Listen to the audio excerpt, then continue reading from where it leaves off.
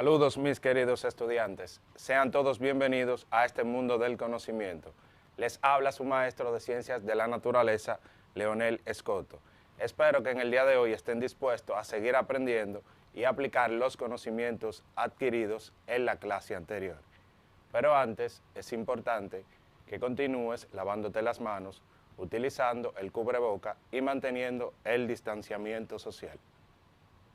En la clase anterior estuvimos hablando sobre la evolución. Vimos las teorías evolutivas, las cuales se dividen en dos grupos. En el primer grupo tenemos los fijistas y en el segundo grupo a los evolucionistas. Conocimos sobre el darwinismo, el lamarckismo y finalmente hicimos una prueba para evaluar los conocimientos adquiridos. En el día de hoy, el tema es una continuación de la evolución. No te muevas porque ya comenzamos.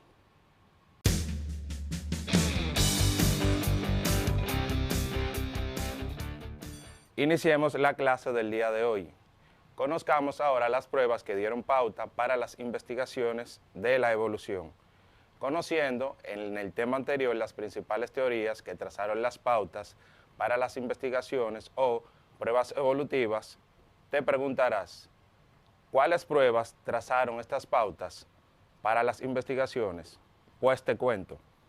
La observación a la naturaleza en sus diferentes manifestaciones ha permitido ver una serie de hechos, los cuales es posible su explicación teniendo en cuenta la evolución de los seres vivos. La explicación de todos estos hechos es lo que se conoce con el nombre de pruebas de la evolución. Chicos, ¿quieres saber cuáles son las teorías que aportan datos sobre la evolución de las especies? Pues te invito a ver el siguiente video. En este cuaderno de evolución vamos a empezar hablando de las pruebas anatómicas y morfológicas. Bien, hablaremos de tres tipos de órganos: órganos homólogos, órganos análogos y los llamados órganos vestigiales. Los órganos homólogos son aquellos, leemos, que tienen el mismo origen evolutivo y embrionario, pero tienen una estructura interna que, si bien es semejante, les sirve para distinta función. Por ejemplo, aquí vemos el hueso, el húmero en humanos, que ha dejado de tener la capacidad de servir para el desplazamiento, para caminar. Pero el gato sí lo utiliza para la marcha. El mismo hueso en la ballena sirve para nadar. Y en el murciélago, para volar. Son órganos, vemos, que aunque realizan distintas funciones, tienen el mismo origen evolutivo. Y estamos hablando de que es una prueba de la evolución divergente, de la llamada radiación adaptativa. De modo que vemos como una estructura, un hueso, que presenta un antecesor común, ha sufrido cambios para adaptarse al vuelo, al nado o al caminar, o a la marcha. Bien, ¿qué son los órganos análogos? Son órganos que, aunque tienen diferente origen evolutivo, realizan una misma función. Bien, vamos a fijarnos en el topo y en el alacrán cebollero, en el grillo talpa. Topo y alacrán tienen una misma estructura. En este caso, para poder escarbar la tierra, si vemos, son similares. Son órganos análogos. Tienen distinto origen evolutivo. Uno es un insecto y otro es un mamífero. Es una prueba de la evolución llamada convergente. Aquí vemos otro ejemplo, la convergencia adaptativa de la forma llamada hidrodinámica que tienen en los cuerpos de estos organismos. Por un lado, el ditisco, el tigre de agua, que es un insecto, y cualquier pez. Tienen la misma forma, lo que les capacita para ser buenos nadadores. ¿Qué son los órganos vestigiales? Son estructuras que tienden a desaparecer por haber perdido su función. Constituyen una prueba de la evolución a partir de antepasados para los que estos órganos resultaban útiles. Sin embargo, debido a cambios en sus hábitos de vida o las condiciones ambientales, dejaron de ser necesarios. Bueno, podemos hacernos la siguiente pregunta: ¿qué órganos vestigiales conoces en el ser humano? Debes citar al menos 4. Hay que investigar.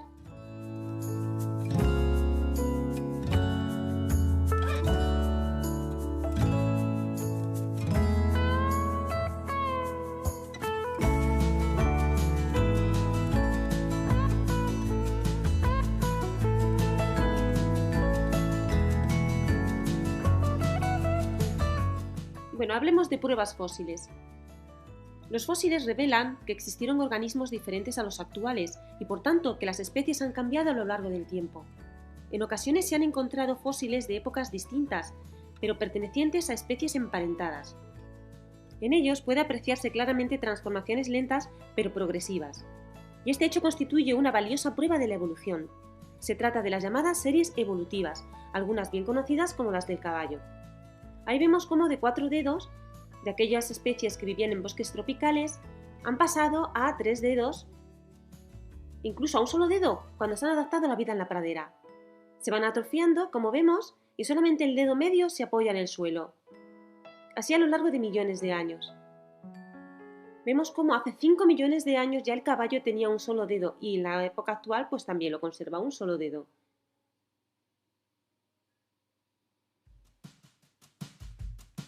Bien, pruebas embriológicas. Vemos cómo Ernst Haeckel en 1866 enuncia la ley biogenética fundamental. La ontogenia es la recapitulación o resumen de toda la filogenia. El desarrollo embrionario es la recapitulación de la evolución. Observemos cómo en estos embriones del ser humano, del pollo, la tortuga, la salamandra o el pez, vemos que son todos al principio muy similares en los primeros días. Sin embargo, a medida que va avanzando el desarrollo embrionario, va a haber cada vez más cambios, se van sumando los cambios. Esto nos hace pensar que existe parentesco evolutivo entre ellos y que después, a medida que va avanzando el desarrollo del embrión, va incorporando las novedades, por así decir, que han ido adquiriendo en la evolución.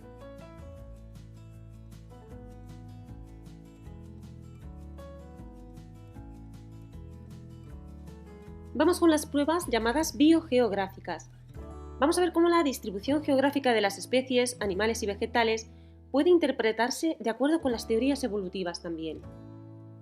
Con el tiempo suficiente, los grupos de organismos aislados geográficamente evolucionan, pero van a mantener características similares, revelan un antepasado común. Sí es cierto que aparecen nuevas especies, pero fijémonos por ejemplo en el jaguar y en el leopardo.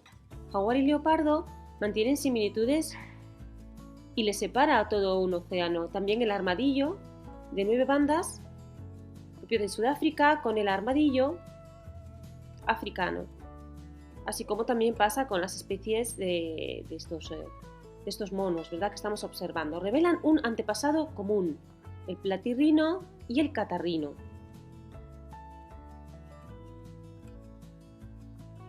¿Qué son las pruebas moleculares? Cuanto mayor es el parecido molecular entre dos grupos de organismos, mayor es su grado de parentesco evolutivo. Y ahí vemos dos moléculas, como son la clorofila y la hemoglobina, que nos hacen pensar que esto es así. Todas las plantas verdes tienen clorofila. En la sangre de todos los vertebrados hay hemoglobina. Tienen un parentesco evolutivo común. Por otro lado, vamos a hablar de otras pruebas. Dos especies que están influyendo en su evolución. En el caso del mutualismo, dos especies obtienen beneficio mutuo. Parasitismo, una especie vive a expensas de otra. Mimetismo, las especies se parecen al entorno en el que viven. Queridos estudiantes, luego de haber visto tan interesante video, es tiempo de que resumamos y anotemos en el cuaderno las principales características de estos procesos. Presta atención. Tenemos en pantalla un cuadro con el nombre de las pruebas y la descripción de cada una. La primera prueba a describir es la prueba taxonómica, la cual es una clasificación de seres vivos según criterios de semejanzas, reino, orden y especie. Un ejemplo es el ornitorrinco. Posee características procedentes de los reptiles, es decir, es ovíparo, nace de huevos y tiene veneno. Y de los mamíferos tiene pelos y las crías son alimentadas con leche. Luego vemos las pruebas biogeográficas según la distribución geográfica de las especies. Un ejemplo de esto son las avestruces, que solo habitan en el continente africano. Más adelante tenemos las pruebas paleontológicas, que sirven para el estudio de los fósiles, donde se puede observar aumento de la diversidad a lo largo del tiempo. Veamos ahora las pruebas anatómicas, que son comparación de órganos entre diferentes especies. Seguimos con las pruebas embriológicas, que es un estudio detallado y comparado sobre el desarrollo embrionario de los animales. Las bioquímicas son un estudio comparado de las moléculas similares de grupos de seres vivos diferentes. Y finalmente, las pruebas serológicas, que son estudios comparados de las reacciones de aglutinación en organismos distintos. Chicos, luego de haber aprendido sobre la evolución, es importante que continuemos con el desarrollo del tema. Ahora veamos qué es una especie. Biológicamente hablando, especie puede definirse como un conjunto de transformaciones o cambios a través del tiempo que han ocasionado la diversidad de formas de vida que existen sobre la Tierra, a partir de un ancestro común. En estas se encuentran la fauna, que son los animales, y la flora, que son las especies vegetales. Ahora es tiempo de seguir ampliando el interesante tema de especie. Veamos el siguiente video. Este es un perro, y este es un lobo, y este también es un perro. Pero este perro se parece más al lobo que a este otro perro. Sin embargo, estos dos animales son de la misma especie, diferente raza pero la misma especie, y estos dos no. ¿Por qué? ¿Qué es una especie entonces? O la pregunta más bien es, ¿cuándo dos individuos pertenecen a una misma especie? ¿Será que el ser humano lo determina antojadizamente? Claro que no. Hay un simple parámetro bajo el cual podemos determinar si dos ejemplares pertenecen o no a la misma especie. Son de una misma especie dos individuos cuando siendo de diferente sexo pueden engendrar y dar origen a una descendencia en común. O bien, cuando siendo del mismo sexo pudiesen engendrar con el mismo individuo del sexo opuesto. Pero además esta descendencia debe ser fértil, ¿me explico? Hay pares de especies diferentes pero genéticamente parecidas, las cuales mediante una cruza pueden llegar a generar descendencia, pero cuyos hijos tienen la calidad de híbridos y por lo tanto son estériles. Lo cual quiere decir que los híbridos no pueden a su vez generar más descendencia, por lo que la cadena descendente llega hasta ahí. La mula, por ejemplo, resulta de la cruza entre un burro o asno macho y una yegua, pero la mula no puede quedar preñada ni preñar. Esta cruza continúa siendo forzada intencionalmente por el ser humano debido a su gran fuerza y resistencia, lo que favorece su empleo para tareas como la carga y el arado. Otro animal híbrido que difícilmente pudiese haberse engendrado sin la intervención del hombre, ya que sus ascendientes no habitan en las mismas zonas geográficas, es el ligre, el que resulta de la cruza entre un león y una tigresa, e impresiona por su espectacular tamaño. Puede llegar a pesar unos 500 kilogramos, lo que lo convierte en el mayor animal carnívoro terrestre del planeta. En algunos casos, hay dos o más especies, las cuales popularmente se piensa que son la misma, pero no lo son, y también el caso se da viceversa. Las cebras, por ejemplo, no se tratan de una sola especie, sino de tres diferentes, las cuales no podrían generar hijos fértiles de las cruzas entre diferentes especies de ellas. Es más, una de estas especies se encuentra más emparentada con los caballos que con las dos restantes. La pantera, por su parte, no es una especie propiamente tal. Se trata ni más ni menos que de leopardos y jaguares que padecen de melanismo, lo cual es una condición genética que consiste en un exceso de pigmentación negra y podríamos decir que es lo contrario del albinismo, que es la ausencia total de pigmentación. Así como el albinismo, el melanismo puede darse en variadas especies del reino animal. Sin embargo, en leopardos y jaguares suele ser mucho más común, por lo cual erróneamente se creyó durante mucho tiempo, y aún mucha gente suele creer, que la pantera es una especie aparte. Mientras tanto, en algunas especies la diferencia entre machos y hembras es indetectable a simple vista, en otras podemos identificar claramente el género del animal. Y es más, hay especies cuyas diferencias entre machos y hembras son tal que no pareciera que son de la misma especie. La viuda negra, por ejemplo, se caracteriza por la desproporcionada diferencia de tamaño entre la hembra y el macho, con una relación de 30:1. Es decir, si el macho de la viuda pesara 70 kilogramos, la hembra sobrepasaría las 2 toneladas. Ella literalmente se lo come después de copular. Sin embargo, a pesar de sus diferencias físicas, estos dos individuos sí pertenecen a la misma especie, ya que están generando descendencia fértil. Chimpancés y bonobos, que dicho sea de paso son las dos especies que genéticamente más se nos parecen en la Tierra, según diversos estudios fueron una única especie hace no más de 200.000 años, periodo que en términos evolutivos es bastante corto. Accidentes geográficos llevaron a que fueran separados físicamente, por lo cual al dejar de mezclarse entre ellos, evolucionaron en forma diferente adaptándose según su hábitat. Actualmente no pueden generarse crías fértiles entre bonobos y chimpancés. Similar es el caso del lobo y el perro, que desciende del mismo antepasado, pero la domesticación del perro por parte del ser humano lo transformó en una especie diferente. Todo lo anterior nos indica que en algún momento puede haber una línea muy delgada para determinar si dos individuos son o no de la misma especie, ya que finalmente si continuamos retrocediendo en la cadena evolutiva, llegamos a la conclusión de que todos, pero absolutamente todos los seres vivos, tenemos solo un antepasado en común. Ahora es tiempo de que clasifiquemos las especies según el criterio. Las especies pueden ser o endémicas o nativas. Endémicas cuando la distribución se restringe a una determinada zona geográfica, ya sea a nivel local, provincial, nacional o continental. Y nativa cuando es oriunda de un sitio geográfico determinado sin que el hombre haya intervenido en esta. Veamos dos importantes ejemplos en nuestro país. En el caso de la cotorra dominicana, es una especie endémica cuyo hábitat son los bosques húmedos o secos. También vemos el caso de la iguana dominicana, que es una especie nativa, es decir, no fue traída por un ser humano al hábitat que es un clima árido o desértico.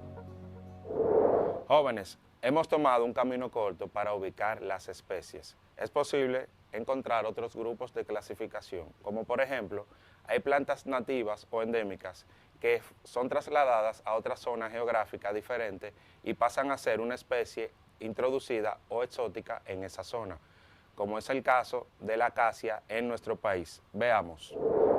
La planta de acacia es oriunda de los continentes de África y Oceanía. La misma se ha convertido en una planta exótica o introducida en República Dominicana.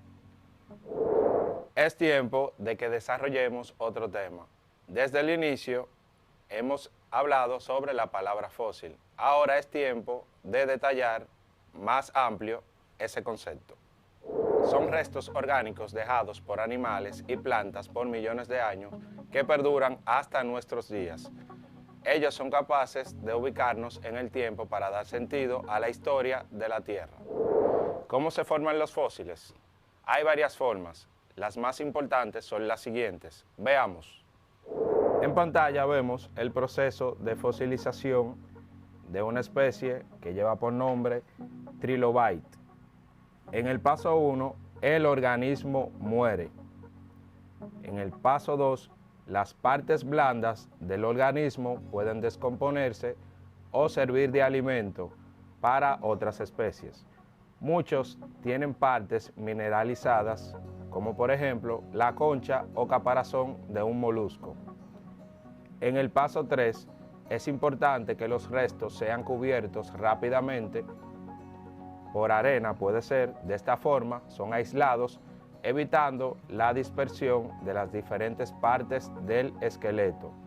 En el paso 4, si está expuesto, es decir, el fósil, a agua subterránea mucho tiempo, minerales disueltos en esa agua pueden rellenar las cavidades del esqueleto y favorecer su preservación. En el paso 5, con el paso del tiempo se propicia la transformación del esqueleto en fósil, integrándose en una roca sedimentaria. En el paso 6, posteriormente, la erosión y la dinámica terrestre pueden exponer el fósil. Y por último, el paso 7, este fósil debidamente recolectado por científicos nos da información de cómo era la vida en ese lugar en el pasado. Chicos, acabado de ver ese proceso de fosilización, es importante que veamos otras formas de fosilizar. La sedimentación, cuando un insecto o animal muere y queda sepultado en el sedimento, permaneciendo en el tiempo.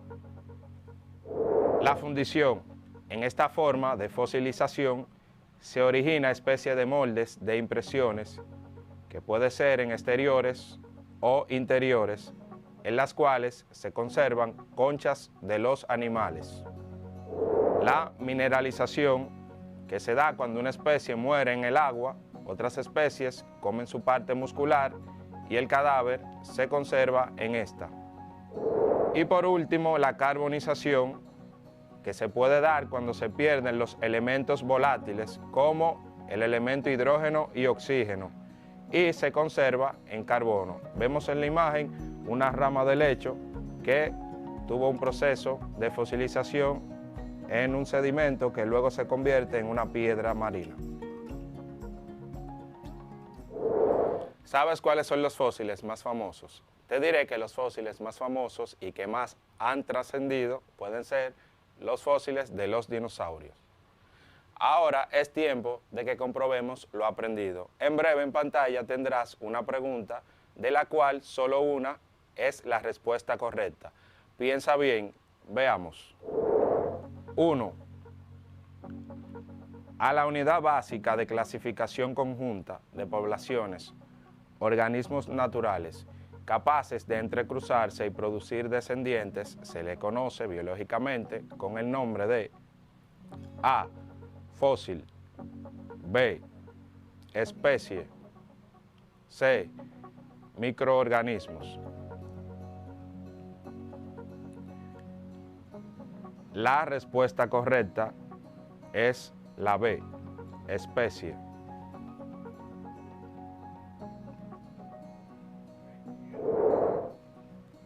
Dos, cuando una especie está limitada, restringida a un área o espacio reducido, biológicamente se dice que es una especie A, endémica, B, exótica, C, nativa. La respuesta correcta es la A, endémica.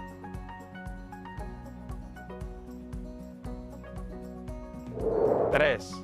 Los estudios de fósiles, con los cuales es posible observar aspectos de la diversidad ocurridos a lo largo del tiempo, ponen en evidencia una de las pruebas que dan indicio de la evolución.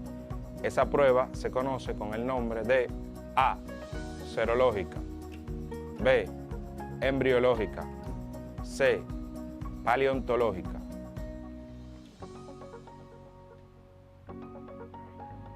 La respuesta correcta es la C, paleontológica.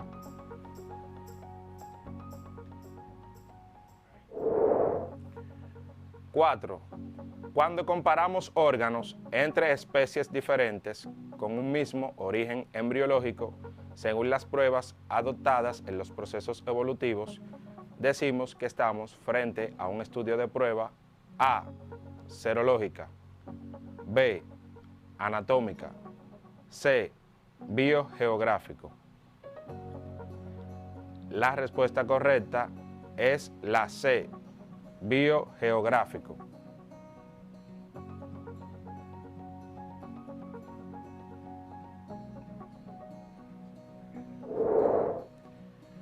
5. Existen en la naturaleza formas diferentes de hacer las cosas en función a puntos de vista. Con los fósiles, al igual que otras cosas, sucede lo mismo. Se asumieron diferentes formas de las cuales es posible que ellos puedan formarse y permanecer en el tiempo. Una de esas formas es A. Por fecundación, B. Por carbonización y C. Por aleación. La respuesta correcta es la B. Por carbonización. Chicos, es tiempo de que recapitulemos el contenido visto en el día de hoy. Podemos decir que retroalimentamos procesos muy importantes en el tema de evolución, como es el caso, las pruebas evolutivas. Conocimos que son las especies y su división en endémicas o nativas.